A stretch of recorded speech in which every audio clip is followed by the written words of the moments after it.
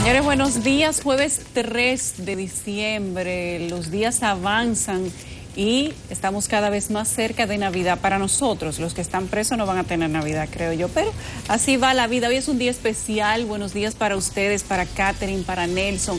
Y yo quiero comenzar cantándole feliz cumpleaños a Catherine Hernández, que está de cumpleaños el día de hoy. Mira a tu abuelita, lo dijo, qué bueno. Gracias, queridos compañeros, qué gusto.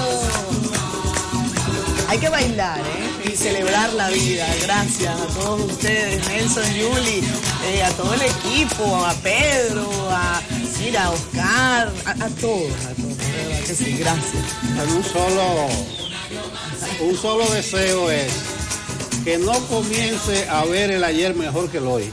Dice Amado Nervo que es el primer signo de la vejez. ¿Cómo es la cosa que uno no comience a ver el ayer mejor el que ayer el hoy? Mejor que el hoy. No Comience así. Sigue mirando para adelante. Ya una dominicana casi de pura cepa. Mi recomendación, se le puede fiar ya a ella de este país. Ya lo sabe. Ya es mayor de edad. Miren, yo estoy muy contenta porque le decía a Nelson y a Yulisa que hay que celebrar la vida. La vida es una cosa efímera, señores. Y celebrar la vida incluye celebrarlo con todo, con lo positivo, lo no tan positivo. Y definitivamente para mí es un día para dar gracias por lo que Dios me ha dado. La posibilidad de compartir con gente buena, la posibilidad de soplar esas velitas, porque miren, hay situaciones, ¿no? Y este 2020 ha dado para todo. Así que a celebrar, gracias, queridos compañeros. Para mí es un gusto estar con ustedes siempre. Y a ustedes también en la audiencia. Hoy estudia, te lo íbamos a dar libre, pero después Nelson dijo, no, que trabaje, porque así tenemos la oportunidad de felicitarla con la gente. Hay que honrar. Después de aquí, haz lo que tú quieras. Ok. Mira, como dice, hay un artistismo ahí con esa cosita y esa carita. Eso es lo que estoy viendo. Porque eso no es a lo loco, ¿no? Bueno, a la gente felicidades, el cariño se manifiesta. Felicidades, amiga. Hoy también es el Día Nacional e Internacional de las Personas Discapacitadas. Ay, sí. La inclusión social de ese tipo de personas. En el país a nivel de legislatura se ha avanzado mucho, pero todavía hay muchos espacios que están vedados en sitios públicos para las personas con algún tipo de discapacidad. Hoy también se reúne a las 6 el Consejo Nacional de la Magistratura. Por primera vez ha sido convocado un tema, porque ahí está el asunto de la segunda mayoría, ahí está de lo que yo insisto, que el PLD por voluntad, el PRM por voluntad propia ha quedado con 2 representantes, son Abinader y Pacheco, 2 de los 8, aunque hay una amiga mía periodista investigadora, ella siempre me ve a esta hora, que escribe, que dice que no, que el PRM tiene 4, y yo dame los 4, Miriam Germán, pero si a Miriam Germán le dicen que es del PRM. Pero Miriam es independiente. Independiente, desdice, y Eduardo Estrella ha dicho que él es dominicano por el cambio y que va a actuar en consecuencia. Yo siendo el PLD no voy, porque dice la ley que la primera convocatoria tienen que estar los 8. Entonces señal de protesta no va y se baraja la reunión. Hay que convocar otra en 3 días para reunirse en 5 nada más para hacer la maldad. Y para poner la piedra. Bueno, o para ellos podían decir, voy allá y ponen la protesta. No, para impulsar. ¿Cómo se llama el amigo tuyo, Iván? Iván Lorenzo. Atención, Iván, dile al partido que no vaya de maldad, para que no se caiga la reunión, porque tienen que estar los 8. Bueno, al menos quizá para impulsar este debate constitucional que ya sabemos que se ha iniciado, sobre quién realmente es o sobre quién recae esa segunda mayoría, porque en el pasado se tomó la segunda mayoría en base a quién fue la segunda fuerza mayoritaria en votos. En este caso se está tomando en base a quién es la segunda fuerza mayoritaria dentro del Senado y no los miden con la misma vara. Sin embargo, recordar que cuando se tomó la segunda mayoría en aquel momento no había ley de partidos, no había ley electoral, nada de eso, y ahora el partido oficialista, el gobierno, ha estado impulsando de que esa segunda mayoría sea calculada en base a los números en el Senado. Ustedes saben que el PLD se ha ido quedando un poco solo en el Congreso y que ya con la ayuda del gobierno, pues la Fuerza del Pueblo o el FUPU fue quien consiguió alzarse con esa segunda mayoría. Pero esto todavía no está totalmente definido porque eso se va a discutir. Pero hoy se convoca, como tú dices, a las 6 de la tarde, Nelson, el Consejo de la Magistratura. El presidente ya ha hablado de eso durante el día de ayer y no significa que hoy se toman decisiones, significa que hoy se inicia ese proceso importante para decidir quiénes van a ser los que van a estar en las posiciones de las altas cortes que ya están vacantes, como la del Tribunal Superior Electoral, y algunos jueces que ya es necesario que asuman o que sean cambiados. Sí, corrección, no es Iván Lorenzo, ¿no? Es el de la Cámara de Diputados, Víctor Fadul. Ese es el representante como segunda mayoría Víctor de la Fadul. Cámara Baja. A Iván Lorenzo fue que le dieron el golpe de Estado. No, lo que pasa es que Iván Lorenzo... Que Yulisa dice muy finamente y que la... No. Por cantidad de tránsfugas. Sí.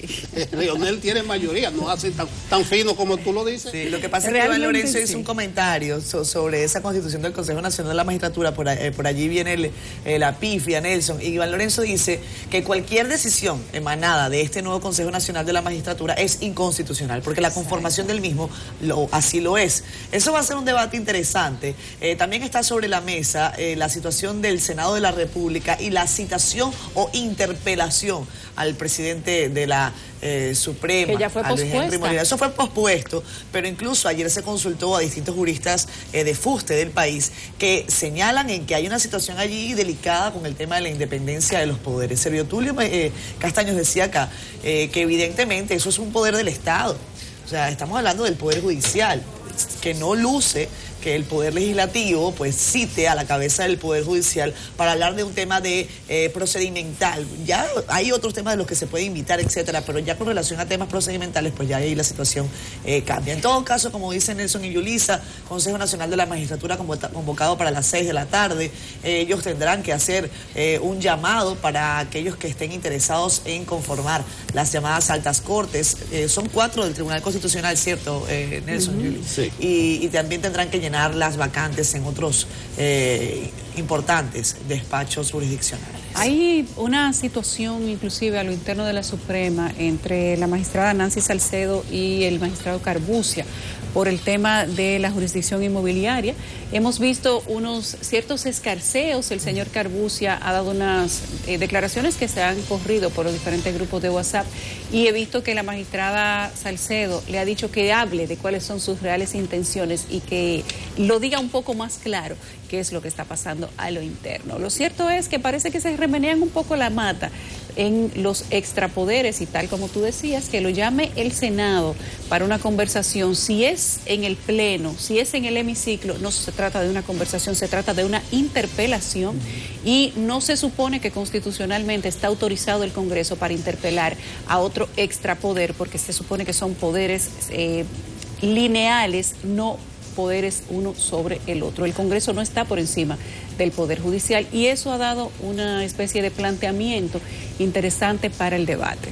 El Servio Tulio hizo un llamado aquí al presidente del Senado, Eduardo Estrella, a su sabiduría, a su paciencia, para que dejaran eso. Parece que la posposición es una manera elegante del Senado, o la parte del Senado que está enchinchando, darse cuenta que es un gravísimo error ellos convocar al presidente del Consejo del Poder Judicial, porque no solamente Luis Henry, presidente de la Suprema, sí, o sea, el presidente de uno de los poderes, 2 o 3 senadores, ellos lo llaman, por un pleito de abogados. Ustedes saben que el domingo son las elecciones del Colegio de Abogados. Finalmente. Y ellos han llevado ese pleito y el Senado para importunar, y en desconocimiento de lo que son sus atribuciones, convoca al presidente del Poder Judicial. A propósito, fue promulgado ayer el presupuesto, a propósito del Senado. ¿Eso no pasó por comisión ninguna? No, eso no pasó por comisión, eso fue en bola de humo por la Cámara de Diputados, histórico. La Cámara de Diputados, Pacheco, se opuso a que el presupuesto del proyecto fuera comisión bilateral, como se estila desde que el mundo es mundo, y lo aprobaron en bola de humo, y el Senado igual. Entonces, ¿qué es lo que sucede? Una crítica fundamental del PRM en la oposición era que la mayoría PLDista en el Congreso funcionaba como sello gomígrafo. A ellos no le dio tiempo ni de buscar el sello. Ellos mandaron eso para el Ejecutivo más rápido que inmediatamente, en un santiamén. Ojo Congreso, ojo Senado, hay un comportamiento medio raro, medio indebido. Bueno, es que a veces dicen que lo que cambia es el color de la almohadilla para ese sello que tú bien comentas. No, pero es una irresponsabilidad de la clase política. O sea, ese tipo de actuación de es que no costaba nada, hacer Nelson, cuando además son gobiernos lo que criticaban cuando eran oposición.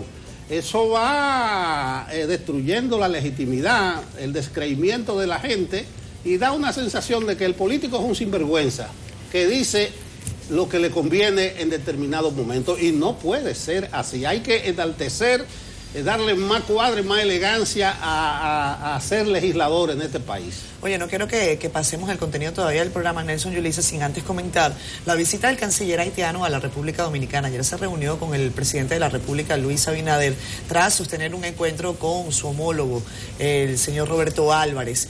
Hay versiones de prensa, yo no estuve allí, por lo tanto no puedo dar fe inequívoca de lo que ocurrió, que al parecer el señor canciller de la República vecina habría salido incómodo, molesto de esa reunión con el primer mandatario nacional. Recordemos que recientemente el presidente Abinader ha dejado claro, tanto en foros nacionales como internacionales, que República Dominicana no puede cargar solo con el peso de un país con la tasa de pobreza que tiene, entre otras consideraciones especiales como Haití. Eso al parecer ha caído mal al gobierno del vecino país. Entiendo que había sido una visita que había fluido de manera cortés hasta ahora y aunque no se han establecido cuáles fueron las incidencias, los comentarios y quizás no los sepamos en detalle, pues hay que mantener el ojo puesto allí. Haití sigue siendo y va a seguir siendo nuestro vecino y esa condición no hay manera de quitarla, de eliminarla. Yo tampoco soy de las que piensa que hay establecido un plan como señalan algunos, para unificar la isla. Yo no me anoto nunca en esa sintonía. Me parece una posición exagerada, por no llamarlo de otra manera. El ministro haitiano dijo de manera textual que República Dominicana tenía que cambiar el relato sobre los haitianos. Algo que me llamó mucho la atención. Sin embargo, no vi que ninguna autoridad dominicana les respondiera de una manera tajante o contundente. Pero cuando él dice que hay que cambiar el relato sobre los haitianos, creo que las autoridades dominicanas debieron preguntarle ¿y cuál es el relato que ustedes quieren?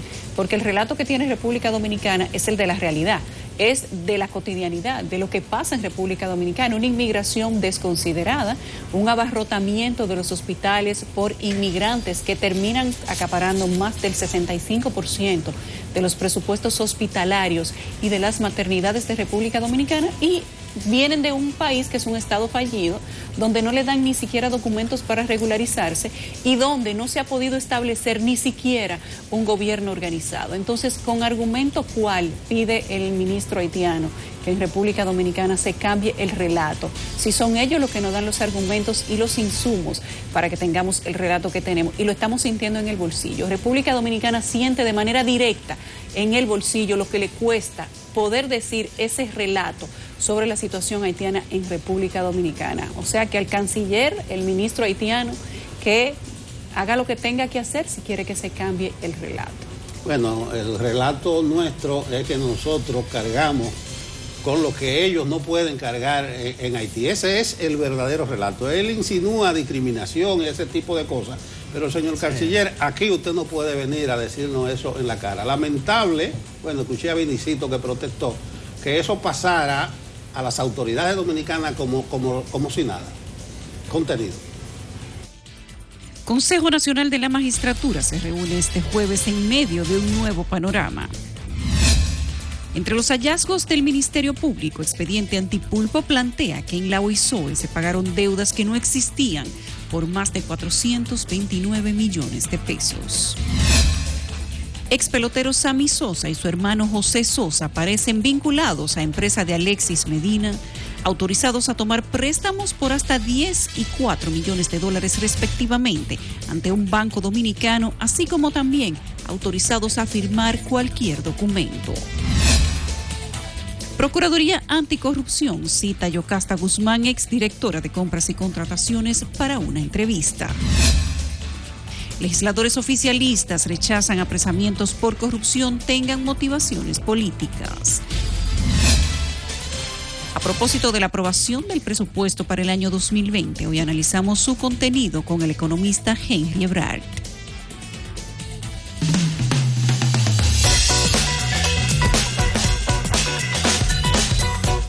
Que es noticia a nivel de los diarios impresos en República Dominicana. Para eso está ahí ella, Susan Castaños, lista ya para contarnos qué traen las portadas. Susan, hola, buenos días. Buen día, Yulisa, don Nelson y Catherine, por supuesto. Hoy, como se dice, todo el equipo de Despierta con CDN está en órbita, en sintonía, y no es para menos, la ocasión la merita, el cumpleaños de nuestra compañera Catherine. Felicidades, que sigan los éxitos y bendiciones en tu día especial. Pero entremos de lleno en materia informativa. ¿Qué dicen las portadas de este jueves 3 de diciembre? Iniciamos como siempre con el diario de Casa El Caribe, que titula en su página principal: la Procuraduría confisca millones de pesos y armas a la red de Alexis Medina en la operación Antipulpo. Se incautaron 15 vehículos de todo tipo y la Procuraduría asegura que tiene unas 362 elementos probatorios. La fotografía principal es de Ricardo Flete y corresponde a la ciudad de Santiago, y el título reseña que piden reparar la vía peatonal de un puente, que trata de los moradores de Pontezuela al Medio, que piden la reparación de la parte peatonal de este puente sobre la carretera Juan Pablo Duarte, pues está llena de hoyos que representa un peligro para los transeúntes. Como segunda fotografía, El Caribe trae el ministro Luis Miguel de Camps, quien busca que trabajo sea un ministerio de empleos. Una tercera gráfica está colocada sobre fondo amarillo y el título dice que existe gran pesar por la muerte de don Adriano Miguel Tejada, cuyo cuerpo será velado a partir de las 9 de la mañana en la funeraria Blandino de la avenida Abraham Lincoln de ese Distrito Nacional. En azul, El Caribe destaca: en su primer discurso, Danilo dijo que sería implacable con los deshonestos. Un trabajo que recuerda al asumir el poder en el 2012, el exmandatario dijo que no negociaría con deshonestos y que garantizaría con esto la transparencia y combatiría la impunidad. El periódico de esta casa mantiene el seguimiento a la transformación de las instituciones del Estado que adelanta el gobierno nacional y titula el siguiente llamado: traspasan 50 obras de la OISOE a obras públicas, decisión que fue anunciada ayer miércoles en el Palacio Nacional por la Comisión de Liquidación de Órganos del Estado. Continúa el debate, al menos desde el Partido de la Liberación Dominicana, en torno a la segunda mayoría en el Senado, y es que El Caribe nos dice que el senador del PLD afirma que actos del Consejo de la Magistratura serían nulos. Una nueva noticia preocupante es sobre el COVID-19, y es que el 65% de los casos del virus son asintomáticos, según estimaciones de las autoridades sanitarias. Miremos rápidamente la portada del Listín Diario, que destaca en su titular principal que hay más en el expediente de la operación Antipulpo, y detalla que la Fundación Tornado captaba fondos por compañeros de Danilo y Gonzalo Castillo. En la parte superior de la portada nos dice declaraciones del superintendente de bancos, Alejandro Fernández W., quien dijo que préstamos para casas y vehículos activan el sistema financiero. La fotografía centrada en el Listín Diario muestra a un docente y el título dice que maestros crean sus propios audiovisuales para las clases. Acompañado de otra foto, este impreso reseña que a Sonadores agradece el apoyo del ministro de Turismo, David Collado. Además, nos dice que poco a poco se reanima el turismo en Macao. Sin duda, una buena noticia para quienes dependen económicamente de esa actividad. Las afirmaciones del Ministerio de Salud Pública sobre los contagios por COVID-19 también ocupan un espacio en esta portada, porque nos dice que la mayoría de los que tienen el COVID-19 son asintomáticos. Este medio también expresa en su portada gran pesar por la muerte de Adriano Miguel Tejada. Miremos de inmediato la portada de Diario Libre, que dedica su fotografía principal a darle el último adiós a quien por más de 15 años fue su director, don Adriano Miguel Tejada. El titular informativo reseña que Alexis habría financiado campañas de Danilo y Gonzalo, detallando que según la PETCA utilizaron organizaciones sin fines de lucro, y resalta que la Fundación Tornado Fuerzas Vivas aportó fondos en el 2016 de 11 millones en la campaña del 2020. Más abajo, este impreso resalta que la llegada de turistas al país creció en un 150% en noviembre, según estimaciones de las autoridades turísticas. Una vez más, el ministro de Educación, Roberto Fulcar, descarta la docencia a nivel presencial. Conozcamos de inmediato la agenda informativa para este jueves 13 de diciembre. Para las 9:30 de la mañana se tiene pautado un encuentro con los ministros de Trabajo y en la Administración Pública en el Salón Terapia Ocupacional del edificio 1. Para esta misma hora, el Infoted firmará un acuerdo con la Fundación Francine Hungría en el edificio de esa entidad. A las 10, una caminata de Asodifimo en la prolongación 27 de febrero en Las Caobas, Santo Domingo Este.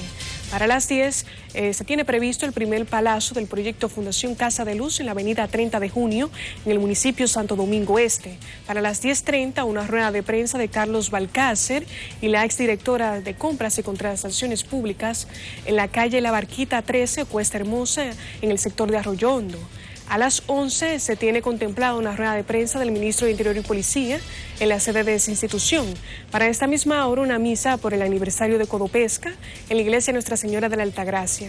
A las 12 del mediodía, el presidente Luis Abinader se reunirá con productores de arroz en el Palacio Nacional, mientras que a las 6 de la tarde se tiene prevista la sesión de evaluación del Consejo Nacional de la Magistratura en la Casa de Gobierno. Así yo finalizo este recorrido por las principales portadas y la agenda periodística. Retorno con ustedes. Gracias, Susan, que tengas buen día. Hacemos de inmediato al parte meteorológico para el día de hoy con Jean Suriel.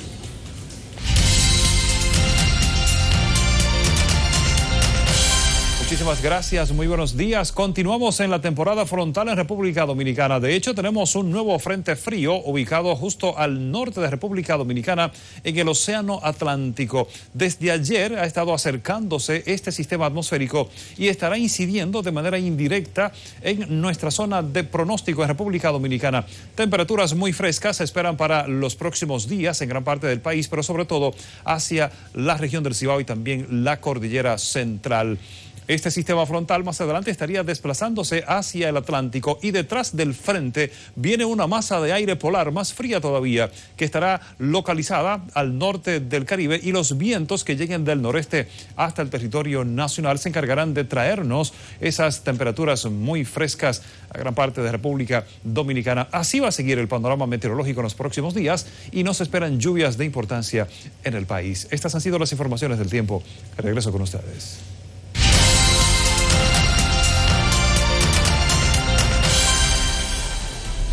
Y tras revisar el panorama meteorológico con ese fresquito que nos dice nuestro compañero Jean Suriel que se queda en la República Dominicana y que nos alegra, Nelson dice que no hace falta mucho aire acondicionado en la noche, que él está durmiendo más fresco que nunca. Yo estoy igual, casi en la misma sintonía. Ojalá baje la factura eléctrica, por cierto, también, no está de más. Miren, queremos saludar a los que están en sintonía a través de las redes sociales, especialmente a los que están en Facebook Live. Allí los vemos, saludamos a Mel Argüello, que nos dice, saludos equipo, buen día, saludos Mel, igual que Kilvio Peña, nos dice buenos días como todos los días al pie del cañón, gracias Kilvio.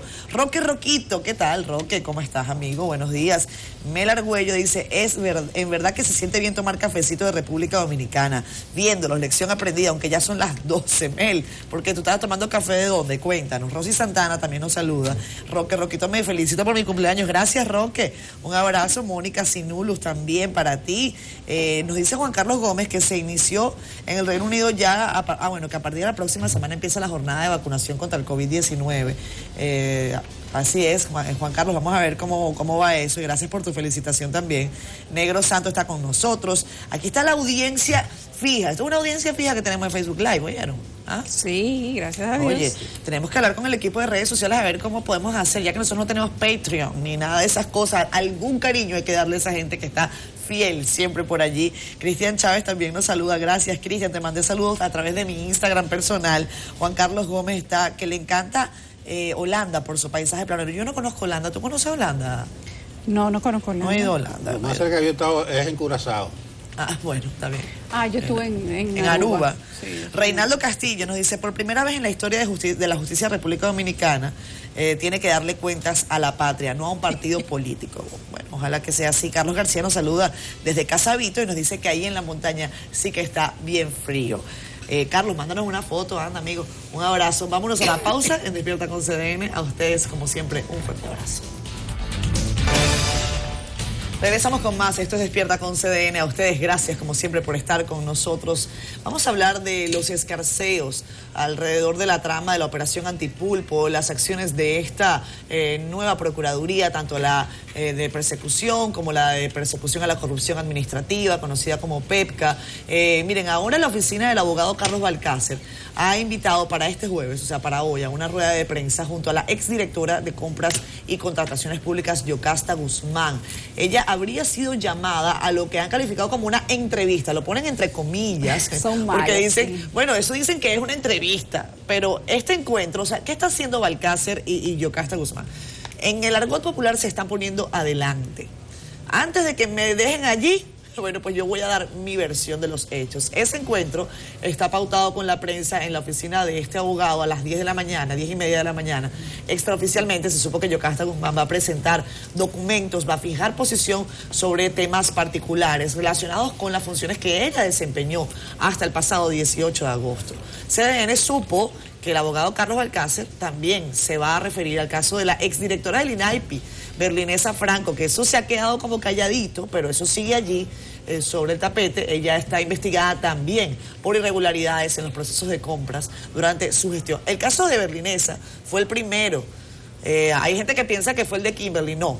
Fue el de Berlinesa Franco.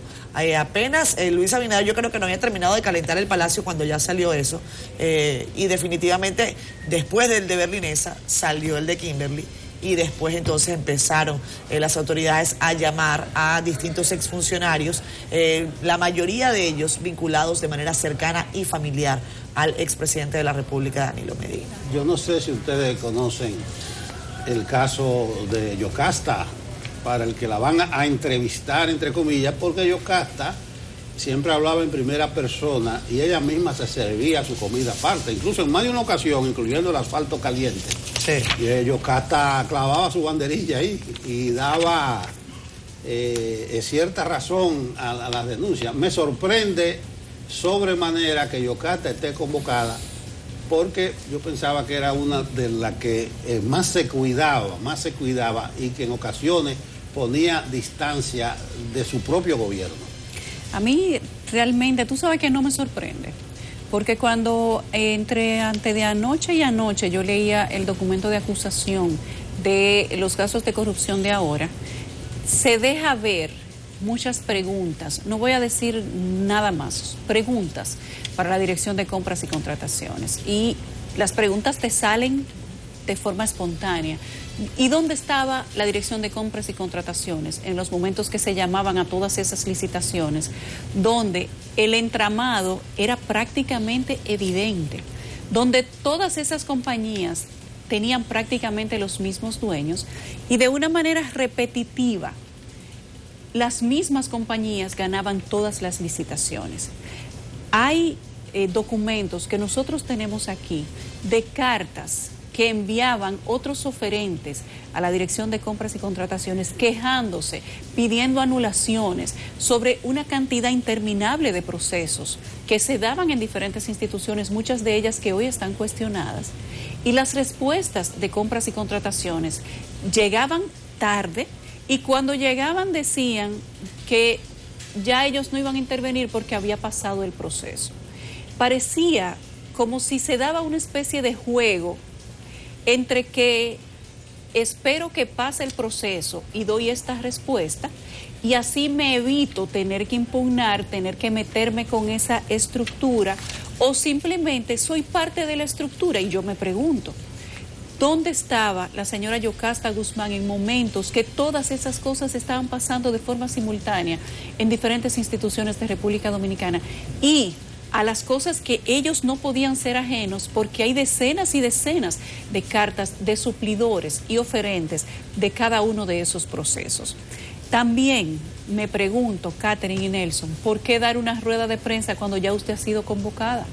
Cuando usted sabe para qué la están convocando, ¿por qué usted no espera?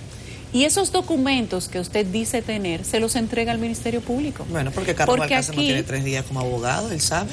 Porque aquí Recuerden que son los mismos PLDistas los que se están quejando de que le lleven los casos a los medios de comunicación, que dicen que quieren hacer justicia en medios de comunicación y que quieren sentencias que solamente son públicas y de condena social. Entonces, ¿qué está haciendo la señora Yocasta Guzmán? Justamente, inclusive sin ser entrevistada por el PEPCA, ella está convocando a una rueda de prensa. Ella le va a decir primero a los medios lo que ella quiere que sea el inicio de su relato antes de que la información pueda salir del Ministerio Público, como una manera de déjame vender mi cuento adelante, déjame vender mi versión adelante, por si acaso. A mí eso no me parece quizás inteligente, porque está quedando en evidencia que la señora Yocasta Guzmán de algo desconfía y que quizás pensará, y esto lo estoy diciendo yo, quizá ella pensará que lo van a dejar, que le van a hacer como la gente de la policía, usted, súbanla. No, y yo creo que las cosas no se pueden manejar de esa manera en este país, que si tanto nos quejamos de que las condenas son públicas, entonces no haga usted que una judicialización de un proceso que ni siquiera usted sabe si va a ser judicializado, se haga en un medio de comunicación, pero así ella lo ha elegido. Yo creo que ella tiene razones suyas, las que ella entienda, para hacerlo, pero de compras y contrataciones, déjenme decirle que se van a pedir muchas explicaciones, no solamente por INAIPI, por muchos casos que todavía siquiera son conocidos. Aquí se le va a pedir mucha explicación a la señora Yocasta Guzmán. Miren, hablando de explicaciones, hay un caso que acá en CDN le hemos prestado atención. Hace algunas semanas yo recibí la llamada de un buen amigo que me comunicó una lamentable situación que se desarrolló en un viaje de un grupo de amigos que decidieron pasarla bien un fin de semana y tomaron un catamarán hacia la isla Saona.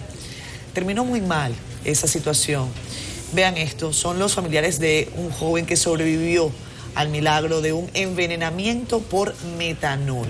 Consumió una bebida que le vendieron como ron dominicano. Era una botella que decía ron dominicano y que han terminado de determinar que se trató de cleren, metanol.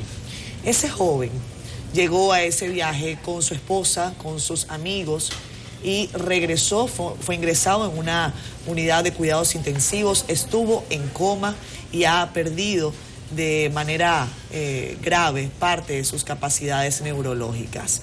Nuestra compañera Yagni Minaya se trasladó anoche precisamente al centro de salud en donde Armando, así se llama este joven, un joven venezolano de 30 y pico de años, un jovencito, tatuador profesional de este tipo de arte, está siendo atendido. Yagni Minaya conversó con su familia y este es el reporte.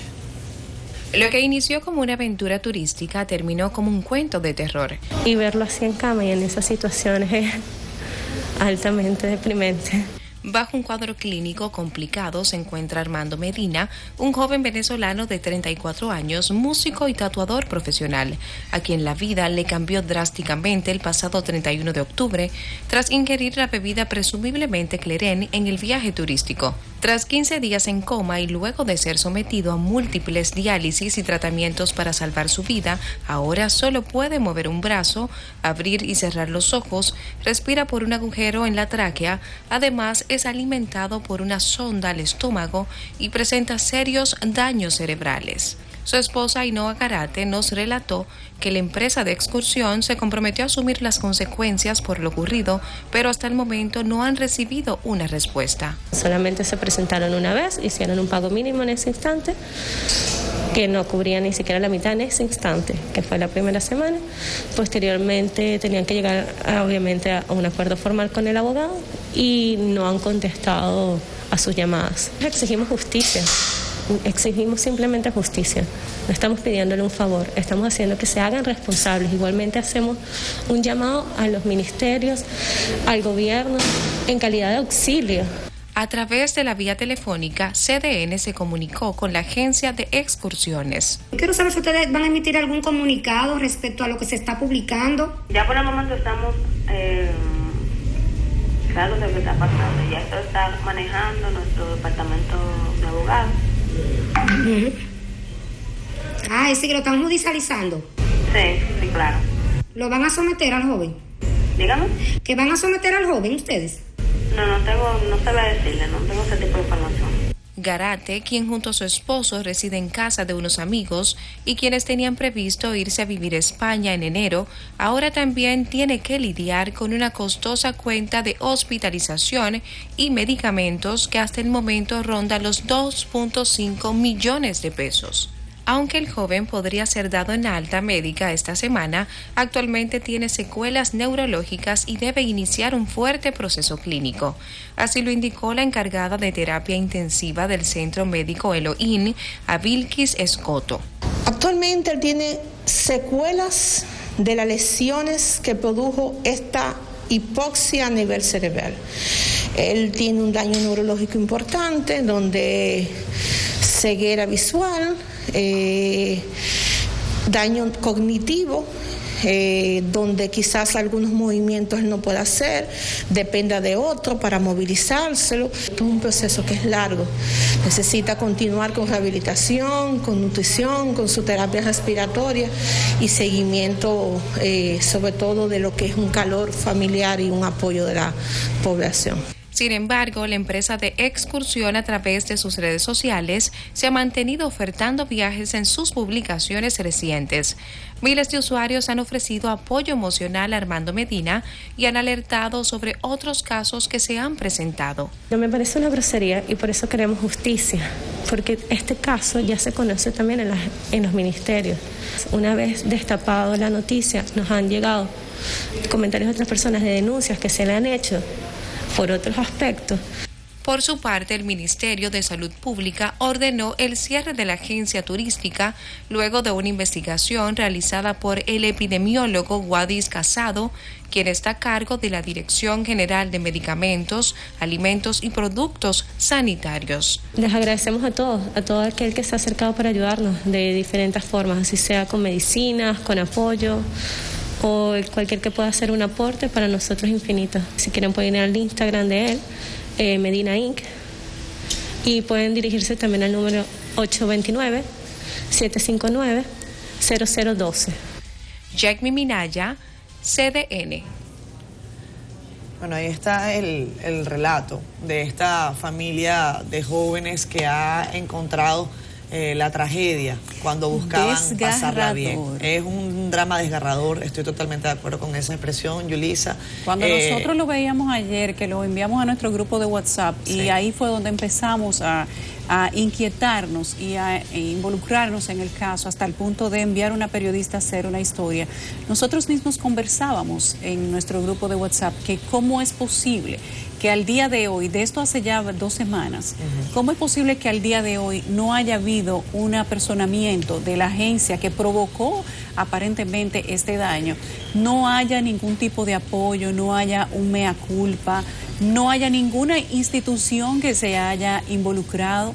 Ellos están apelando al Ministerio Público para que se involucre en esta situación, porque ellos acusan directamente a la agencia de viajes de que las bebidas que estaban incluidas en el paseo y fueron suplidas por la agencia, según el relato de ellos, estaban adulteradas, que luego de que él consumió la bebida que recibió de la agencia, pues ha quedado en esta condición prácticamente catatónico. 2 semanas en estado de coma, que le provocó una situación de hipoxia por el alcohol adulterado. Se habla de cleren, se habla de otro tipo de alcohol. Ese fue el primer síntoma, Yulisa.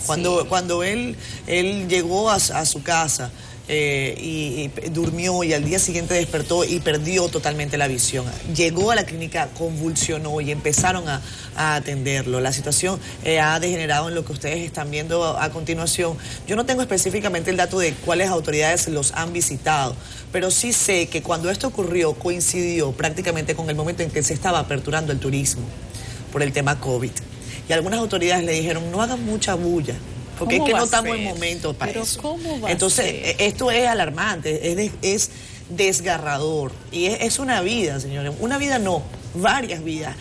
El papá de ese muchacho murió hace semanas. Así que imagínense cómo está la mamá.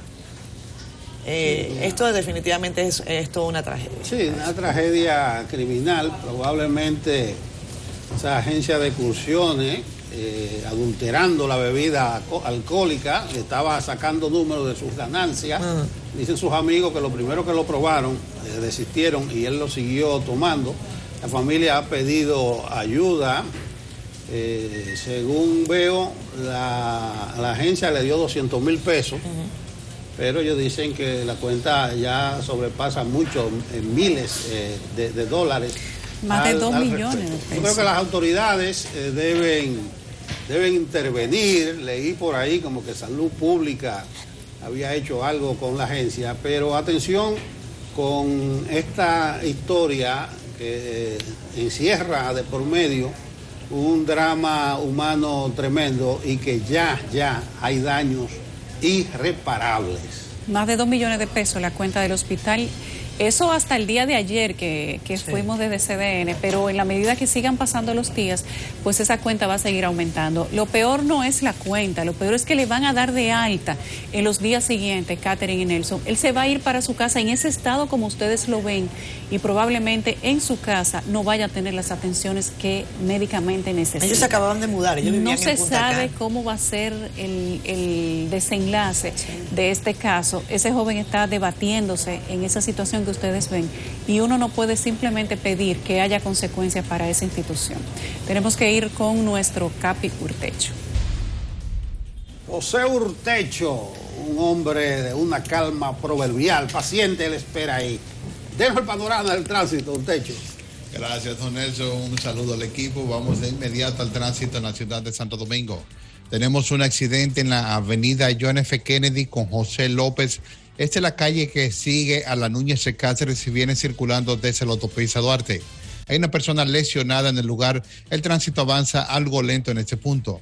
Más adelante sí se aprecia fuerte congestión desde el elevado de la Doctor de Filló y se extiende hasta el elevado de la Tiradentes en dirección desde el kilómetro 9 hacia la avenida Máximo Gómez. En sentido contrario, congestionamiento habitual desde el expreso Quinto Centenario hasta la subida al elevado de la avenida Ortega y Gasset. Esta última presenta lentitud desde la calle Fantino Falco hasta su llegada a la John F. Kennedy en sentido sur-norte. El polígono central viable, la López de Vega, Tiradentes, Abraham Lincoln, Winston Churchill, Gustavo Mejía, así como la Roberto Pastoriza. Poco más hacia el sur, la 27 de febrero, algo lenta en entrada al túnel debido a un vehículo averiado en dirección oeste-este. Autopista Duarte con comportamiento habitual en dirección Cibao-Santo Domingo. A la altura del kilómetro 14, un pequeño congestionamiento más adelante desde la avenida Monumental y lentitud llega hasta próximo al kilómetro 9. La prolongación 27 de febrero en entrada desde Santo Domingo Oeste está lenta en la Isabel Aguiar circulando hacia la rotonda de la Plaza de la Bandera. La George Washington con avenida Máximo Gómez con un tapón habitual. Inicia antes del obelisco y se extiende hacia la avenida Máximo Gómez. Si va a circular desde la zona oriental, estamos sugiriendo utilizar el puente Mella, que está menos complicado que el puente Juan Bosch, que presenta congestionamiento desde la San Vicente de Paúl y continúa todo el elevado en dirección este-oeste. El puente de la 17 con congestionamiento habitual desde antes de la Fernández de Navarrete y se extiende hacia el puente y más adelante a su llegada a la Padre Castellanos en dirección este-oeste. Es todo lo que tenemos y volvemos con ustedes al estudio. Feliz resto del día. Igual para ustedes. Es momento de hablar de lo que pasa con el COVID-19. La gente está esperando que a partir del 22 de diciembre sea flexibilizado el toque de queda. Sin embargo, contrasta esta esperanza o este anhelo con lo que están diciendo las autoridades de salud pública, independientemente de lo que dicen los políticos, inclusive los del gobierno. Las autoridades de salud pública se han expresado de manera preocupada con el comportamiento de la gente a lo largo de este tiempo. Ayer tuvimos 895 nuevos casos, un solo fallecido que había sido de las 24 horas anteriores que no se había reportado. Y durante el día de ayer, el director general de epidemiología del Ministerio de Salud, el doctor Esquiwis, dijo que el 65% de los casos de COVID en República Dominicana son asintomáticos. Una declaración novedosa pero peligrosa al mismo tiempo, porque los asintomáticos, se sabe, son los que más contagian, saben o suponen que no lo tienen, no saben que están contagiando a otras personas, se descuidan, se relajan y ahí entonces se multiplican los contagios. El ministro de Salud Pública había dicho ya que los jóvenes tienen que tomar medidas preventivas del lugar para evitar contagiar a sus padres en las casas, porque ese 65% va dirigido de manera muy especial a la gente joven, que son los que más se están contagiando y reproduciendo el contagio en nuestro país. El ministro había dicho ya días anteriores que los jóvenes y los galleros son los que tienen el contagio mucho más alto en las últimas semanas y que ellos son los responsables de estos aumentos. Y así un llamado de manera directa a que los galleros, parece que los galleros tienen a salud pública en zozobra, que los galleros bajaran la actividad, eliminaran el tema de los gallos, al menos hasta que bajen los contagios, y que los jóvenes mantuvieran un comportamiento más controlado y que tomaran en cuenta que ellos son ese 65% de asintomáticos en su mayoría y son los que están transmitiendo, propagando de forma más acelerada el virus. Yo le presté atención a la rueda de prensa de ayer de las autoridades sanitarias. Importante rueda de prensa, insisto, hagan eso 3 veces a la semana. Cada vez que se reúnen las autoridades con los medios de comunicación, hacen importantísimas y preocupantes revelaciones. Lo que dice Yulisa del 65% de asintomático que reveló el director general de epidemiología de salud pública, el señor Ronald Esquiwi, ¿qué dice él? ¿Qué es un asintomático? Aquella persona que están dando vueltas con el virus, expulsándolo y contagiando a otra persona. Eso es un asintomático, dice el experto, el encargado de eso, de salud pública. Pero también el asesor Edi Pérez Ten, el doctor Edi Pérez Ten, que lo tuvimos aquí ayer, hizo revelaciones muy preocupantes, incluyendo las reinfecciones.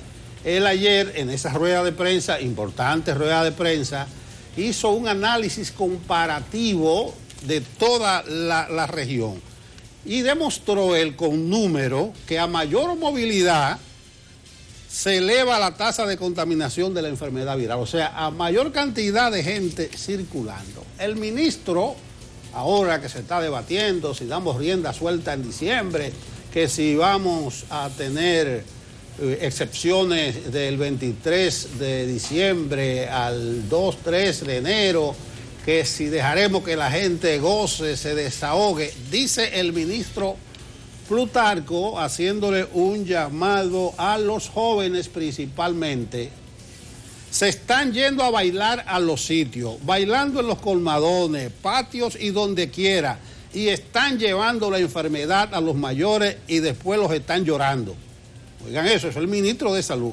La conclusión del ministro de Salud y de esa rueda de prensa, miren qué contradicción más grave frente a aquellos que dicen que el COVID está controlado. Dicen las autoridades, las festividades de Navidad y Año Nuevo son un gran desafío.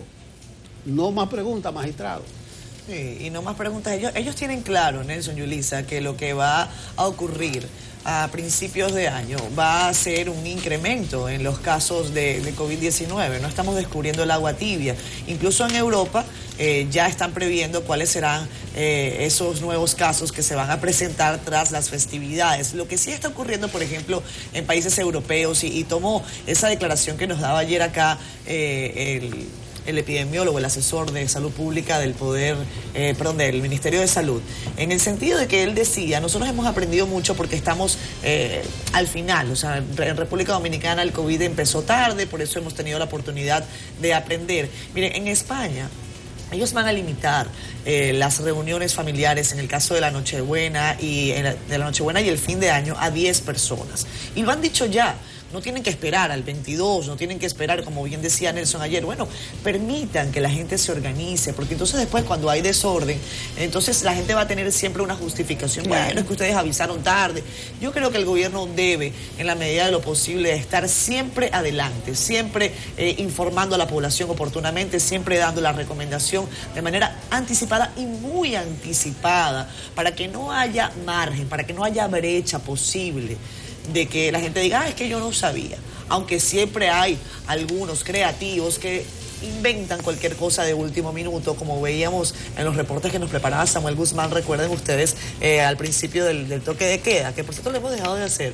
Vamos a hacerlo de nuevo. Los policías, por cierto, estuve conversando con ellos al salir de acá anoche de Enfoque Final. Tienen un proceso de agotamiento. Están muy cansados. Dicen que la situación es gravosa, que la gente no presta atención, que la gente no hace caso. Y ellos, bueno, definitivamente también han tenido a víctimas, a personas que han sufrido, incluyendo a compañeros que han caído por la pandemia. La recomendación para las autoridades de salud pública para el tema de las festividades, ya que anuncian esta preocupación, es que se pongan adelante una vez más y que informen oportunamente cuáles serán las disposiciones, los protocolos que van a mantener para las festividades tanto del 24 como el 25, 31 y 1 de enero. Aunque hay quien dice también que en República Dominicana diciembre entero es un bochinche. Hacemos pausa comercial, ya venimos.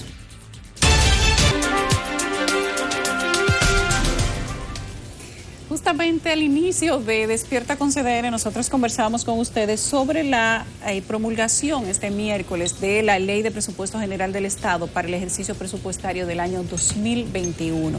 Se habla de más de 1.094.808 millones de pesos para República Dominicana, y algunos hablan de que tiene algunos acápites ese presupuesto que serían pura poesía y aspiraciones positivas, lo cual pudiera ser bueno o podría ser malo. Nosotros hemos invitado para analizar justamente estos puntos al economista Henry Ebrard, con quien vamos a conversar a continuación respecto de la situación económica, de los préstamos del BID y del presupuesto 2021. Ebrard, buenos días. Sí, muy buenos días, muchas gracias por la invitación. Ebrard, cuéntanos cómo ves tú la llegada del presupuesto 2021, qué te parecen las cifras, estudiaste el contenido y qué te parecen las aspiraciones de recaudación que plantea el presupuesto. Bueno, mira, cómo no, definitivamente este presupuesto 2021 se dio mucho de qué hablar. Recordemos de que este presupuesto es una versión ligeramente modificada de la primera pieza que inicialmente se había introducido, ustedes recuerdan, con unas figuras impositivas que habían logrado un rechazo general, ¿no?, por parte de la sociedad. Ustedes recuerdan unas 4 o 5 figuras que tenían como objetivo recaudar alrededor de 22.000 millones de pesos, y que finalmente y básicamente el cambio principal, para no decir el único cambio entre esas dos versiones de presupuesto, es que al retirar las figuras impositivas, tal como lo había anunciado el presidente Luis Abinader, se sustituyeron esas figuras por 2 acuerdos de anticipo de recaudaciones, de pagos adelantados a cuenta de futuras recaudaciones. Es un acuerdo por unos 20.000 millones de pesos con la Banca Nacional y cerca de 6.000 millones de pesos, unos 5.800 millones de pesos con la Barrigold, que va a estar adelantando en el 2021 los pagos de regalía del 2022 y del 2023. Es importante que parte también de este acuerdo, ya en octubre del 2020 se recibió ya el pago adelantado de la regalía del 2021. Entonces, realmente, como no hubo cambio significativo fuera de esto, los comentarios siguen siendo los mismos. Yo creo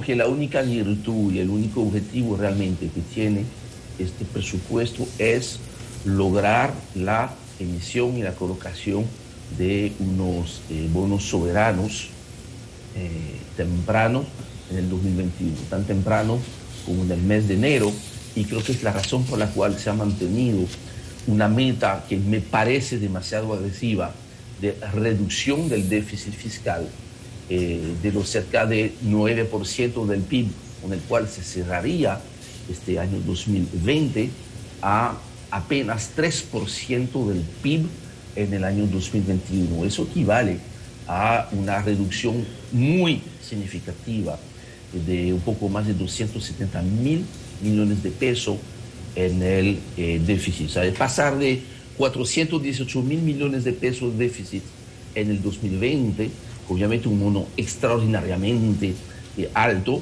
causado por el COVID, a 145 mil millones de pesos. Yo creo que esta meta es una camisa de fuerza para el Estado dominicano. Henry, las ayudas del gobierno siguen estando en la boca de todos, porque definitivamente al retirarlas, por lo menos de manera bruta, van a generar un efecto que muchos califican como muy negativo para la economía, pero sobre todo para lo que algunos califican como paz social.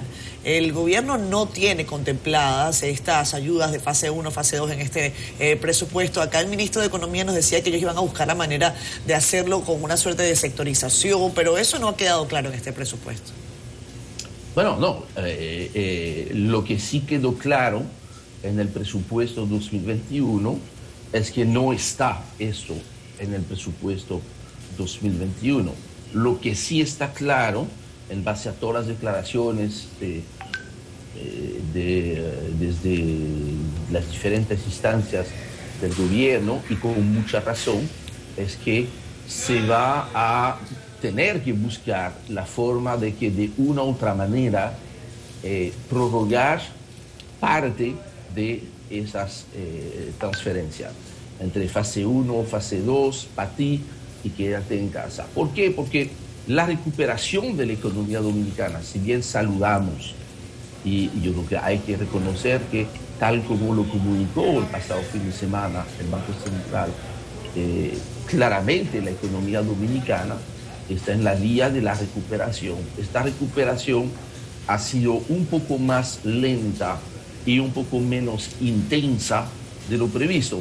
Por ejemplo, en este presupuesto que ya es ley, se estima que la economía dominicana iba a cerrar en una caída de un 4% a final del año 2020. Sin embargo, esta publicación del Banco Central de la semana pasada dice que ya la economía dominicana va a cerrar en torno a menos 6.7, menos 6.8%. ¿Qué significa esta diferencia de caída? O sea, una caída un poquito más marcada. Una cosa muy sencilla, de que la recuperación de los empleos que se han perdido entre abril y julio, producto de la pandemia, esta recuperación va a ser más lenta. De acuerdo a los datos de la CIPEN a octubre, los datos de noviembre me imagino que los vamos a tener a principio de la próxima semana, mostraban que de los 518,000 empleos formales, y cuidado que ahí ni estamos mencionando el sector informal, de los 518,000 empleos formales que se perdieron entre marzo y junio, se han recuperado a la fecha 230,000, o sea, un poquito menos de la mitad, y que el ritmo de recuperación que tenemos en promedio los últimos 3 meses está en torno a 20,000 empleos mensuales. Esto quiere decir que nos tomaría todavía alrededor de 12, 13 meses, manteniendo este ritmo de recuperación, poder recuperar los empleos que se han perdido. Eso nos indica, por ende, de que al no tener esta recuperación más rápida, todavía a partir del 1 de enero mucha gente se encuentra en situación de o haber perdido su empleo, o actualmente todavía con una suspensión de que se pudiese transformar en cancelación a partir de enero. Por lo que yo entiendo que es inevitable y es altamente deseable que, aunque de manera más focalizada, que probablemente hay que hacerlo, porque tú no tienes la misma cantidad de gente con esta necesidad que hace 4 o 5 meses atrás. Claro. Entonces, se va a ser necesario prorrogar esos programas, y este costo que no está en el presupuesto es mucho más barato que el riesgo de no implementar una prórroga de esos programas y tener entonces un riesgo muy real de problemas sociales, la alteración del orden social costaría mucho más caro a la economía que el costo aparente, el costo nominal de ampliar un poco sus programas, por lo menos durante los 2 primeros trimestres del año 2021. Henry, si hay un término que caracteriza al 2021 es el de incertidumbre. Correcto. Incertidumbre, uno no sabe qué es lo que va a pasar el año que viene, el comportamiento de los mercados, pero lo del 2020 está claro. Incluso ayer la CEPAL dio el informe de la inversión extranjera directa y dice que el bajón este año va a ser de cerca del 50%. Aunque en el Caribe no quedamos nosotros tan mal parados. ¿A dónde voy? El ministro de Economía nos dijo a nosotros aquí que no hay de otra, que hay que buscar dinero prestado, los empréstitos, para poderse sostener. Él dice, dígame otra fórmula que no existe. Efectivamente, crisis económica y la pandemia. En ese sentido, algunos economistas que hemos entrevistado aquí hablan de que la deuda pública monta a cerca de un 67% del PIB. Otros dicen que va para el 70% o que está en el 70%. ¿Cómo proyectar eso para el año que viene si la perspectiva es seguir recurriendo a empréstitos? Bueno, precisamente es ahí donde yo entiendo que las autoridades querían, o quieren mandar a través de esta aprobación del presupuesto un mensaje a la comunidad financiera internacional de que lo que fue efectivamente el 2020, que ha sido un desbordamiento, al igual que en todos los países, por supuesto, ¿no? De las cuentas fiscales, que de un déficit que inicialmente en el presupuesto 2020 se había fijado en 110.000 millones de pesos, va a terminar por encima de los 400.000 millones de pesos. Estamos hablando de 300.000 millones de pesos adicionales en el déficit, unos más de 100.000 millones del lado de la caída de los ingresos y cerca de 200.000 millones de pesos por el lado del adicional de gastos por los programas sociales. Fíjense que esos programas sociales están costando entre 15.000 y 20.000 millones de pesos mensuales, y eso no estaba en los presupuestos iniciales. Por supuesto, el año que viene, al focalizar mejor, al tomar en cuenta que mucha gente que estaba en fase o familias que estaban bajo el programa, que es el más costoso de los 4, quédate en casa, al revisar un poco eso, tú pudieses bajar el costo mensual a entre, vamos a decir, alrededor de 8.000 millones de pesos, pero esos 8.000 millones de pesos no están en el presupuesto. Si tú añades 6 meses, si tú consideras 6 meses con esos programas, tú estarías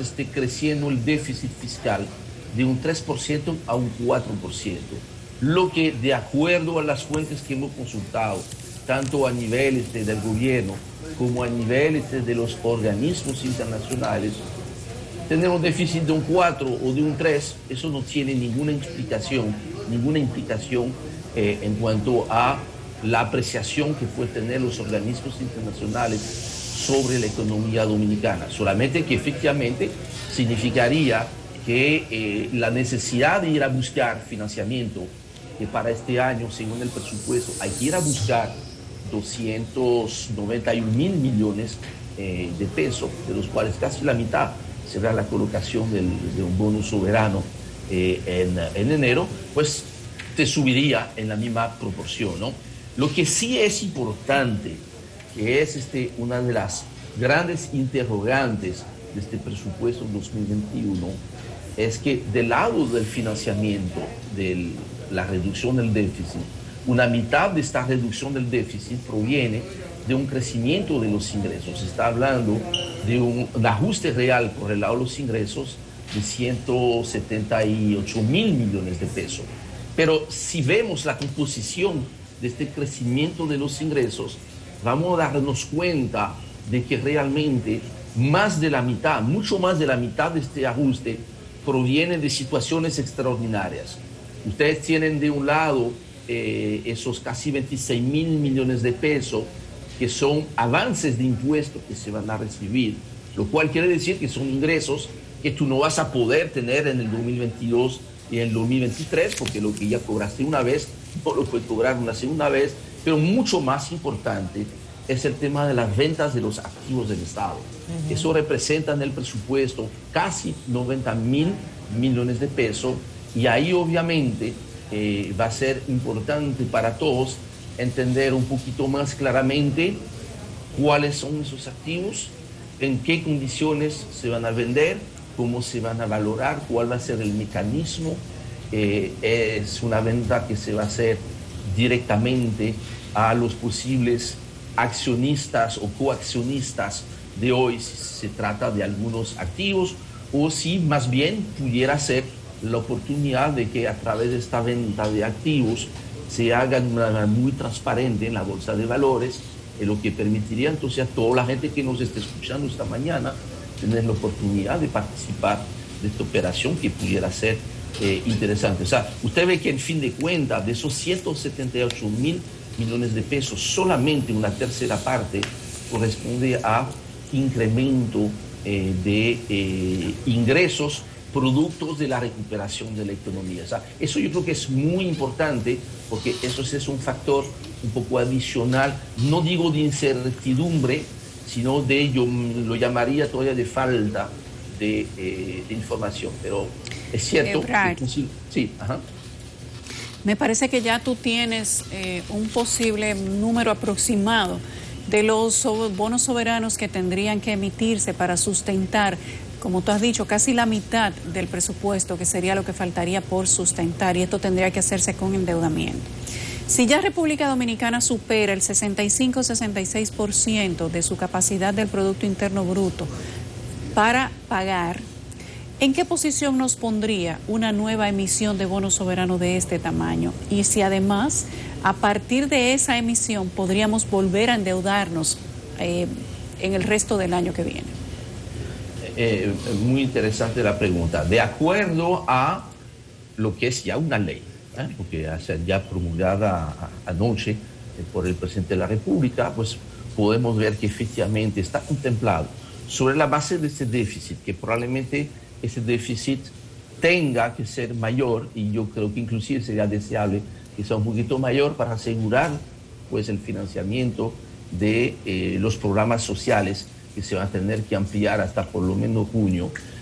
Hay que financiar, hay que ir a buscar un poquito menos de 300.000 millones de pesos, que de acuerdo al presupuesto dice que hay 200.000 millones de pesos que vienen de fuentes externas, de las cuales 140.000 millones como bonos soberanos. Estamos hablando de ahí de unos bonos soberanos equivalentes a alrededor de 2.300 millones de dólares. Yo creo que esta emisión no va a tener ningún problema. Lo más probable inclusive es que está bastante bien identificado. Recordemos que, mira, en septiembre se logró colocar 3.800 millones de dólares, y vamos a decir que hay todavía mucho apetito por los bonos de países de economía como la República Dominicana, porque, mira, no perdamos de vista que la economía dominicana está clasificada dentro del pequeño grupo de las economías que más rápidamente van a salir del COVID. ¿Por qué? Porque si bien nos ha pegado tan duro, y va a seguir pegando duro, el tema de la caída del turismo, que ha sido probablemente el mayor impacto sobre la economía dominicana en el 2020, tenemos una diversificación de los sectores generadores de divisas que ha hecho que la caída que se calculaba al inicio del COVID, se pensaba que la República Dominicana iba a perder hasta 9.000 millones de dólares de divisas en este año. La caída habrá sido apenas, si se puede decir, 5.000 millones de dólares, que básicamente es la caída del turismo. ¿Por qué? Porque tenemos la minería, los precios del oro que han bajado un poco las últimas semanas, ha permitido tener esa buena sorpresa. El tema de las remesas, que ha sido la divina sorpresa de este año. Este año vamos a cerrar como el mayor año, el año récord histórico de las remesas. Vamos a superar los 8.000 millones de dólares de remesas. Y otra sorpresa interesante que nos tiene que llenar de optimismo para el 2021 que un sector como el sector de zonas francas, para los cuales había pronóstico bastante oscuros durante el segundo trimestre de este año, pues si vemos las cifras de la Dirección General de Aduanas, septiembre y octubre del 2020 fueron los mejores meses de septiembre y octubre de toda la historia de las zonas francas en la República Dominicana. Entonces, eso se ve desde fuera, que la República Dominicana, primero, ha logrado capear, eso fue también muy importante, tenemos que subrayar mucho esto, toda la incertidumbre política que afectó tanto a la economía dominicana desde mitad del año pasado hasta mitad de este año, que afectó mucho la devaluación del peso dominicano, eso quedó atrás. La gente ha visto que se ha logrado tener una transición política, hay un nuevo gobierno, hay metas claras, y ya fuera del sector turismo, la economía dominicana, ya algunos sectores, no todos por supuesto, han recuperado su situación. La recuperación a nivel macroeconómico obviamente es una cosa, a nivel micro todavía hay que acompañar a mucha gente, muchas familias que han sido los grandes perdedores de esta crisis. Henry, hoy salió una interesante información, un informe de la Organización Internacional del Trabajo. En República Dominicana hemos mantenido durante años la posición de que los salarios son prácticamente de hambre.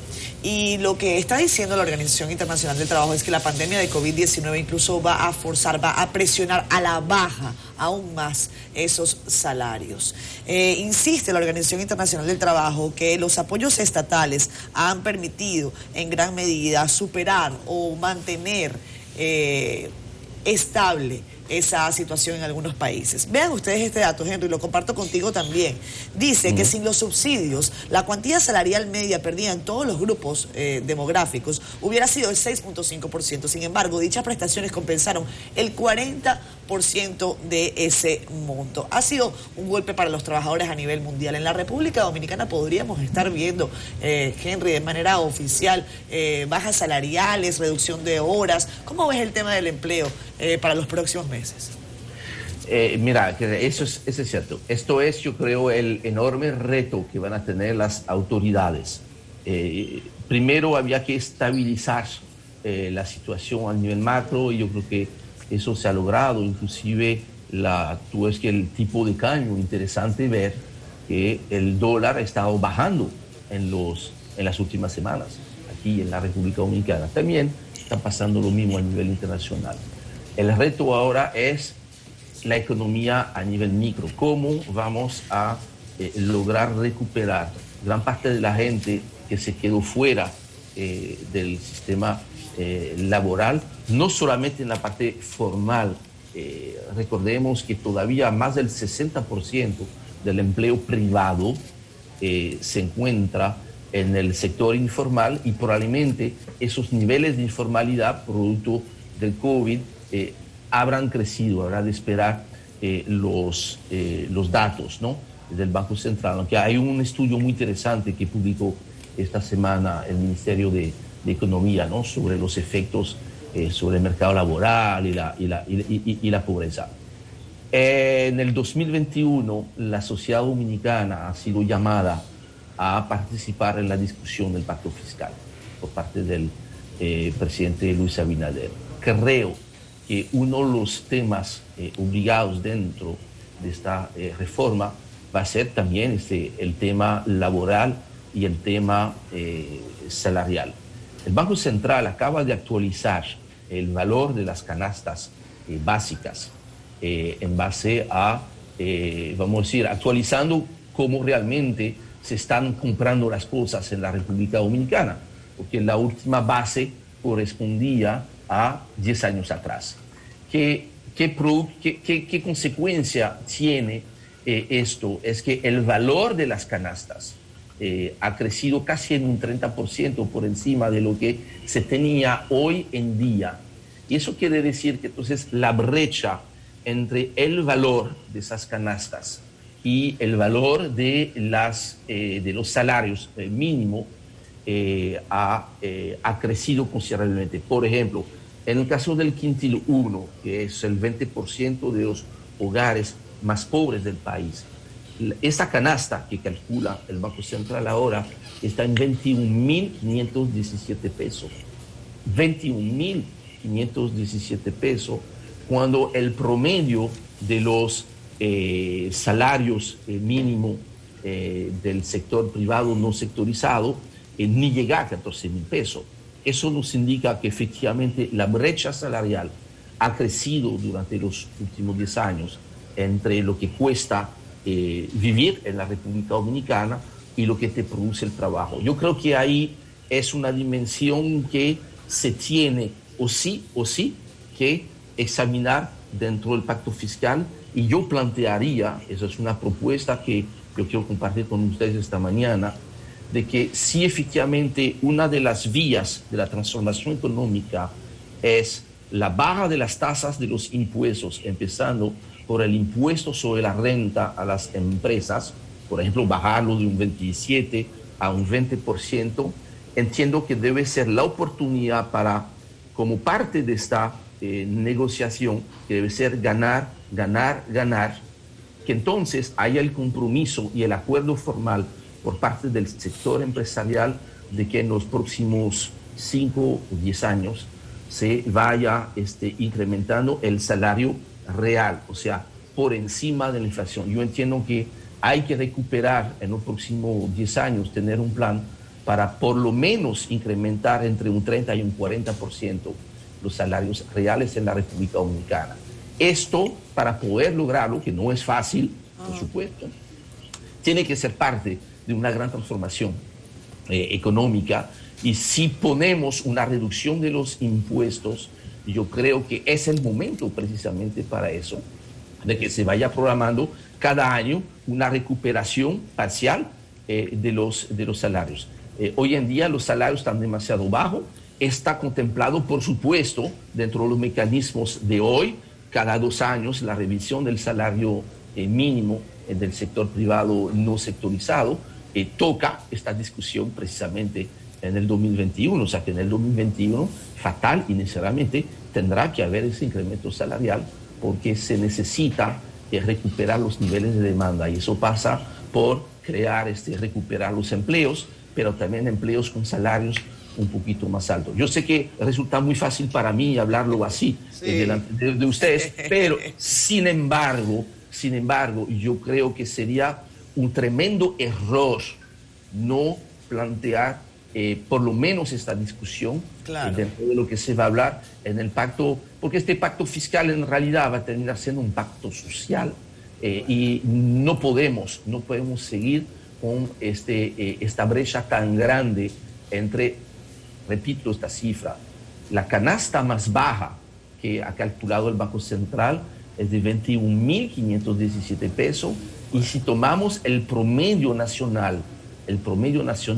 es de 36.584 pesos. Eso corresponde, si ustedes ven las escalas de la CIPEN, prácticamente quiere decir que hoy en día el 85% de los asalariados está por debajo de este nivel. Bueno, eso de un pacto, en vez de fiscal social, tiene mucho contenido, y ojalá que llegue a los oídos de los pocos que tienen mucho, porque hay muchos que tienen muy poco. Gracias, Henry. Y la mecánica y dinámica de los acontecimientos nos indica que estaremos consultándote a cada rato. Perdón, Nelson, Henry, ¿quién diría? Eso es cierto, pero hay muchos que no están preparados para esta conversación, al estilo meme. Gracias, Henry, por habernos acompañado. Miren, señores, yo creo que todo lo que ha pasado con esta crisis, ver de qué manera ejemplar la sociedad dominicana ha mostrado, de manera quizás sorprendente para muchos, a pesar de todo, mucha disciplina, mucha paciencia, haber querido lograr, a diferencia de otros países, los cambios a través de los mecanismos institucionales. No perdamos este hilo de tranquilidad institucional, porque la razón por la cual en el tercer trimestre de este año ya las inversiones extranjeras estaban creciendo de nuevo en el país es porque se ve desde fuera que Este país tiene un potencial económico y socialmente, a diferencia de otros países del área, es un país tranquilo donde se puede invertir y se puede progresar. O sea, yo creo que los que no están preparados a tener esas discusiones, que aprovechen el asueto de fin de año para reflexionar. Bueno, gracias a ese pueblo paciente. Pero cuando se riega, cuando se revoltea, la cosa es seria. Henry Ebrar, economista, ha sido nuestro invitado. Gracias, Muchas Ebrar. gracias. Gracias a ustedes. Vamos a la pausa. Pasemos ahora a la funeraria Blandino, donde se encuentra nuestra compañera Daya Sena. Adelante, Daya.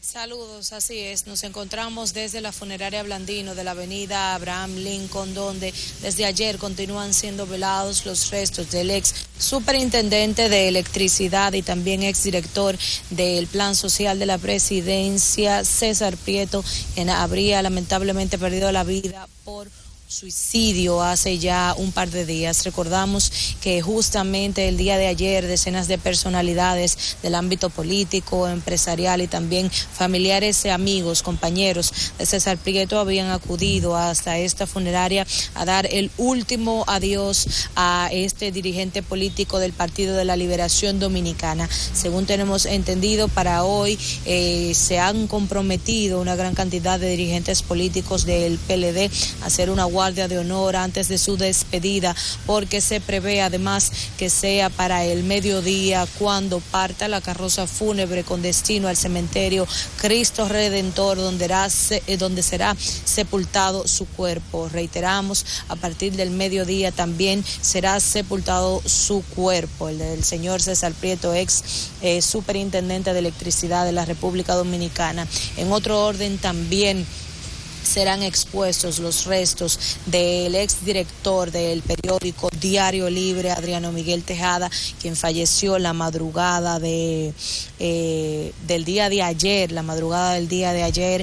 cuando recibía atenciones médicas por problemas renales que ya habría venido padeciendo desde todo el fin de semana. Falleció el día en que nació, a la edad de 72 años, y llevaba ya una carrera de 25 años, tanto de cátedra universitaria como de periodismo, dirigiendo además de Diario Libre el diario La Información. Nació en la provincia Espaillat y precisamente el dolor que ha embargado a todos los medios de comunicación y también a los representantes del sector ha sido innumerable. Como ven en sus imágenes, hasta el momento se encuentran presentes algunos familiares y también compañeros de ambas personas, y sin embargo ya sería a partir de las 10 de la mañana cuando se dé apertura en las capillas para que puedan dar el último adiós también a Adriano Miguel Tejada.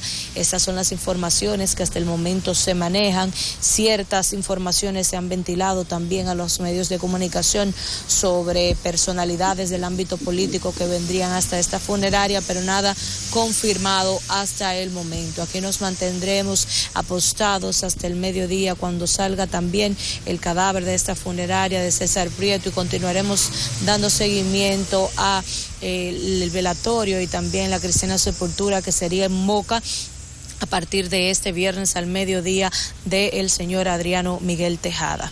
De esta forma nosotros retornamos al estudio. Gracias a Daya Sena. Desde la funeraria Blandino continúa el velatorio del dirigente peledeísta César Prieto. A partir de las 10 de la mañana serán expuestos los restos de Adriano Miguel Tejada. Nosotros nos quedamos aquí, vamos a hablar con el abogado Bartolomé Pujals, hoy sí, en rol de abogado, y también con el señor Aníbal Oleaga. Ellos nos traen un problema comunitario, representan a una junta de vecinos, y qué bueno que Bartolomé esté por aquí compartiendo con nosotros, y vamos a dejar que él nos explique cuál es el problema que ustedes confrontan. Muchísimas gracias por la invitación y qué bueno verles ahora en presencia con este tema de la pandemia. Bueno, yo estoy como abogado, pero también estoy como ciudadano también, como un ciudadano que le interesa la ciudad y que ha dicho que va a defender esta ciudad. A propósito de una resolución que ha sido aprobada en el Consejo de Regidores del Distrito Nacional que aumenta la densidad de la circunscripción número 1. ¿Qué es aumentar la densidad de la circunscripción número 1? Bueno, de que los desarrolladores inmobiliarios puedan construir más unidades departamentales donde podían construir menos. Y nosotros hemos dicho desde hace varios meses, sobre todo porque esto es una resolución que venía merodeando el Consejo de Regidores desde hace 7 años, pero que no se había podido aprobar por la oposición de las juntas de vecinos y de la ciudadanía organizada, porque antes de hablar de aumentar la densidad en la ciudad de Santo Domingo, en el Distrito Nacional, primero hay que mejorar la ciudad. No podemos seguir construyendo, generando desarrollos inmobiliarios sin control si no resolvemos los problemas básicos de esta ciudad de Santo Domingo. Sobre todo cuando este mismo Consejo de Regidores, el año pasado, aprobó mediante ordenanza el Plan de Ordenamiento Territorial del Distrito Nacional. ¿Qué es el Plan de Ordenamiento Territorial? La Carta de Ruta de la ciudad, que es un diagnóstico de la ciudad, pero sobre todo ese plan de ordenamiento establece hacia dónde la ciudad debe caminar.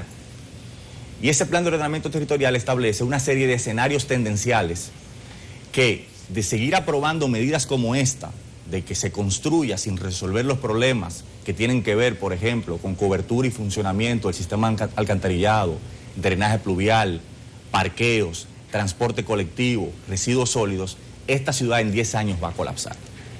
Y este Consejo de Regidores, en 7 meses que tiene instalado, desde que pasó las elecciones, la principal medida que aprueba es una medida en contra de la ciudad. Porque lo que va a ocurrir ahora es, con el aumento de la densidad en sectores como Las Praderas, Alameda, San Jerónimo, El Millón, Los Prados, Mirador Norte, es lugares que son de vocación residencial, es que ahora vamos a meter más gente sin resolver estos problemas esenciales que desde hace 30 años ningún alcalde ha querido meterse porque no generan prensa, porque no generan titulares, pero que son la zapata fundamental de toda ciudad. Hay que decir que la ciudad de Santo Domingo, la densidad de la ciudad de Santo Domingo tiene 10.500 habitantes por kilómetro cuadrado. 10.500 habitantes por kilómetro cuadrado. Cuando usted la compara con la ciudad de Nueva York tiene 10.000 habitantes por kilómetro cuadrado. Ahora, este no es un Nueva York chiquito, la ciudad de Nueva York nos lleva a nosotros 100 años en lo que tiene que ver con desarrollo de los servicios esenciales de una ciudad. Y no puede ser que nosotros sigamos legislando en el Consejo de Regidores solamente para favorecer los intereses de los desarrolladores inmobiliarios que ven la ciudad de Santo Domingo como un solar baldío en donde ellos pueden construir apartamentos a como dé lugar y como ellos quieran. Nosotros en ese sentido lo que hemos estado ahora es empoderando a la ciudadanía sobre la base de una ordenanza que lo que va a hacer es que va a afectar la calidad de vida de la gente. Y estamos en este momento estudiando esta ordenanza con el propósito de tratar de lograr su revocación. Hablamos también con el señor Aníbal Oleaga, quien es el representante de la Junta de Vecinos de Las Praderas. Queremos consultarle, señor Oleaga, ¿cuál ha sido la respuesta que ustedes han tenido por parte del Consejo de Regidores una vez se ha manifestado en contra de esta resolución, en contra de esta ordenanza? ¿Y por dónde creen ustedes que han debido iniciar los trabajos de este Consejo de Regidores nuevo? Adelante. Buenos días, agradecemos a CDN su gentileza de invitarnos a este programa donde verdaderamente estamos llamando alerta a toda la zona, sobre todo de Las Praderas, San Jerónimo, La Castellana, Los Prados, porque son afectados directamente en la situación que nos va a venir. Nosotros entendemos que el ayuntamiento, específicamente la sala de regidores, no ha sido coherente con las promesas que nos hizo a nosotros de dejar fuera de esa resolución 8509, porque verdaderamente nosotros fuimos proyectos creados de una manera diferente y con un concepto diferente, ya como bien lo había planteado Bartolomé. Nosotros fuimos diseñados desde el principio como proyectos modelo para carácter residencial, nunca para carácter masivo. Entonces, el planteamiento que nos hizo fue de dejarnos fuera el ayuntamiento y nosotros consultamos verdaderamente al arquitecto Guillermo Suazo, que es el director de planeamiento urbano actual, y él nos mostró el hecho de que esa resolución contaba con que nosotros estábamos excluidos de esas densidades. Pero oh, sorpresa que el jueves, cuando fuimos a ver lo que el planteamiento de la resolución, se aprueba y nosotros no estamos incluidos dentro de esas exenciones. De manera que nosotros con sorpresa y hemos tenido que tomar decisiones y unirnos como comunidades, como unión de juntas de vecinos también, para oponernos a esa resolución que por demás es lesiva a todo el sector y a todo el país, porque como bien otra vez decía Bartolomé, eso va a hacer que la ciudad pueda colapsar más temprano que tarde. A la vuelta de 10 años tendremos un caos en todo lo que se puede llamar servicios de transporte, servicios de viabilidad. Va a ser una situación difícil, pero también los servicios sanitarios en sentido general se van a dañar, se van a deteriorar grandemente cuando se aumente la densidad a lo que han propuesto, en esta resolución. Bartolomé, ¿se han planteado ustedes tener un acercamiento con la alcaldía del Distrito Nacional fuera de lo que sería el Consejo de Regidores, hablar con el secretario general, con la alcaldesa, quizá para encontrar una especie de avenimiento o intervención de parte de ellos, que son las autoridades superiores, para tratar de encontrarle una solución, digamos que consensuada a la situación del entorno? Mira, desde febrero, incluso antes de cambiar la administración, las juntas de vecinos hicieron estos acercamientos. Y el 4 de febrero, por ejemplo, se intentó celebrar una vista pública, la cual se suspendió porque fue convocada de forma irregular y no permitió que todas las juntas de vecinos pudieran participar. Pero muchas juntas de vecinos luego de esto hicieron oposiciones formales, depositaron cartas formales, fueron a la alcaldía, hicieron estas gestiones. Fíjate lo que ha dicho el ingeniero Liaga, o sea, de que ellos se le había prometido incluso que iban a estar excluidas de estos aumentos de densidades. Porque como le he dicho, esto es una resolución que tiene desde hace 7 años intentando aprobarse. Roberto Salcedo no quiso cargar con el costo político de lo que eso implicaba. David Collado también le salió corriendo a eso y lo terminó aprobando este Consejo de Regidores. Y hay que saludar que ninguno de esos alcaldes lo aprobaron, porque sobre todo cuando una de las cosas que hacía la alcaldía pasada y que hay que reconocer fue que le pudo entregar a la ciudad por lo menos un plan de ordenamiento territorial. Y a pesar de todas esas oposiciones, de todas esas cartas, incluso uno de los regidores de oficialistas del Consejo de Regidores, Mario Sosa, votó en contra de esto y fue parte de la comisión que se discutió y planteó una posición motivada junto con las juntas de vecinos también, así como la regidora Nery Martínez, regidora de la C1, y aún así la aprobaron por encima de todo el mundo. En una sesión que solamente el único punto que se iba a conocer fue esto, porque esto se intentó aprobar en septiembre, en medio de la pandemia. Hicieron una vista pública por Zoom, donde no concurrió mucha gente, y luego de repente, cuando salió esto a la luz pública, lo sacaron de agenda. Cuando el asunto se calmó, como pasa siempre aquí, lo meten a agenda y cuando el palo está dado, tú sabes que nadie lo quita. Entonces, ya se han hecho bastantes intentos de tratar de que se entienda esto, sobre todo porque es una contradicción del mismo Consejo de Regidores. Hay que decir que el actual presidente del Consejo de Regidores es el mismo presidente del Consejo de Regidores que aprobó el plan de ordenamiento territorial de esta ciudad. Y ese plan de ordenamiento territorial dice que si se aprueban medidas como esta, esa ciudad va a colapsar. No ha habido ningún interés de que la ciudad tenga dolientes. El único doliente de esta resolución son los desarrolladores inmobiliarios y fundamentalmente Acoprovi, que son los que han estado empujando desde siempre esta resolución, porque lo único que ven es el interés de seguir construyendo. Nadie se opone al desarrollo, pero antes de hablar de aumentar la densidad de esta ciudad, tenemos que resolver la zapata, los problemas esenciales. Aquí solamente el 35% de los barrios, Yulisa, tiene drenaje pluvial. Y no podemos seguir una ciudad que cada vez que caen 2 gotas de agua se inunda, porque no se quieren hacer los trabajos que hay que hacer en ese sentido. No se quiere poner ese tema sobre la gente. Entonces no puede ser que el Consejo de Regidores tenga una agenda para favorecer a unos grupos por encima de otros. Y por eso yo siempre he dicho que este problema es un problema político, no técnico. Y se establece claramente cuando tú te fijas que las juntas de vecinos tienen menos fuerza que los desarrolladores inmobiliarios, que el Consejo de Regidores escucha con más atención a los desarrolladores inmobiliarios que las juntas de vecinos. Y ahí claramente hay un problema político y de cuál es la prioridad de las autoridades que han ocupado históricamente la alcaldía del Distrito Nacional. Suena, a que se necesita un entendimiento de una manera rápida y absoluta. Y me pregunto, Nelson, Catherine y Bartolomé, si tal vez pidiendo conversar directamente con la alcaldesa se podría encontrar un punto medio, porque parecería que esto ya no espera.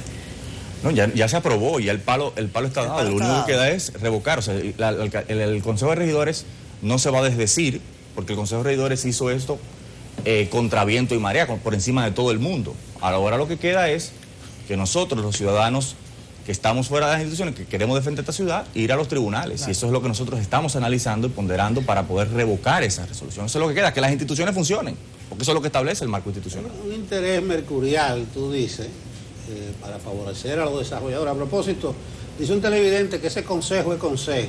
Producción, que sí. Es consejo, porque sí. Es de dile. Atención, correcto. Pizarra. La circunscripción 1, esa es la de menos población electoral, ¿verdad? No, ahora no, 326.000 electores. Incluso cuando se haga el cálculo ahora tendrá que aumentar un diputado. Pero digo yo porque tal vez haya alguna mente que también esté pensando en esa dirección temprano. No, incluso la densidad de la circunscripción 1 es 7.700 habitantes por kilómetro cuadrado. La C1 tiene más densidad, por ejemplo, que la ciudad de Madrid, que tiene 5.500 habitantes por kilómetro cuadrado. Es decir, es una ciudad altamente densa. Y la densidad, yo digo que la densidad no es mala en sí mismo, porque esto es una ciudad que tiene 92 kilómetros cuadrados y por tanto tiene que crecer hacia arriba. Pero para que pueda ser una ciudad realmente compacta, tiene que tener los servicios básicos resueltos. Claro. Entonces, donde tú, por ejemplo... Perdón, Bartolomé, sí. Qué bueno que hagas ese apunte, porque quiero preguntarle al señor Oleaga, esos servicios básicos, ¿por dónde cree usted? Y voy a reiterar esta pregunta, porque mire, allí en las praderas, en esa zona, yo conozco bien esa área. El tema, por ejemplo, de los mosquitos era una cosa horrorosa alrededor del parque, una zona preciosa, además, y se hacía... ¿Cómo están los servicios públicos? ¿Por dónde creen ustedes que deberían empezar los regidores a apuntar? Bueno, es precisamente por eso, porque una de las cosas que defendemos es que los servicios básicos se sostengan. Por ejemplo, nosotros tenemos un problema no resuelto en el sector de la pradera por más de 10 años luchando, que es la laguna que está en la Guarocuya, que nos la reclaman los vecinos de esa zona, que se les busque una solución. Y es que han colapsado 11 pozos que tienen para las aguas servidas. Hay 11 pozos y no sirven. Entonces, cuando llueve, cuando hay una escorrentía, esa laguna se rellena y eso provoca plagas de mosquitos, una serie de situaciones. Y hemos luchado, hemos tenido contacto con la CAS en diferentes gestiones y no hemos podido solucionar, no se ha podido darle una solución definitiva al problema. Pero es que el problema... básicamente es conceptual.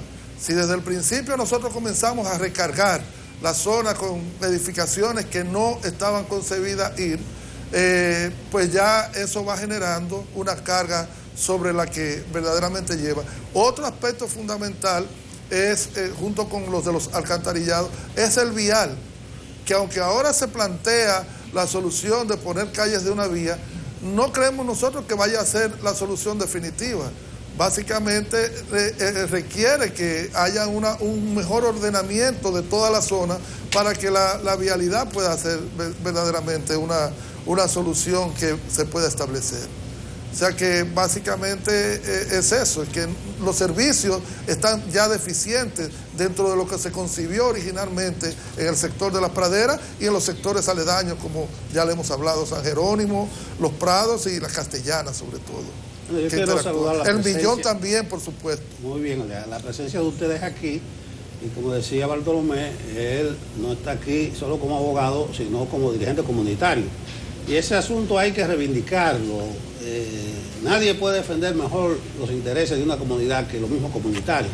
Y ojalá que sigan ustedes en esa lucha, que encuentren apoyo, que no la contaminen con intereses de ningún tipo, hay una junta en Piantini que se opuso a la construcción de un hotel y ahora no se opone a la construcción de otro hotel. ¿Del mismo grupo? No es del mismo grupo. No, de otro. De otro grupo. Dice, amiga, ¿y qué pasó? No, que aquel tenía el parqueo muy grande. Oye. Pero ahí se movieron unos intereses. Entonces yo saludo, alabo ese poder de abajo hacia arriba de la comunidad. Gracias, Bartolomé, gracias, Oleaga. Gracias a ustedes por la invitación y por la oportunidad de compartir con esto, porque lo que estamos diciendo es que este es el lugar donde nosotros vivimos. Si nosotros no ponemos este tema en agenda, ya esta ciudad en sí misma es caótica, es una ciudad que nos quita mucho tiempo, que nos quita mucho bienestar. Y nosotros tenemos que ponerle a la clase política en la mesa estos temas para que tomen las decisiones en beneficio de la ciudadanía. Gracias, Bartolomé. Gracias de nuevo. Gracias a ambos. Vamos a pausa.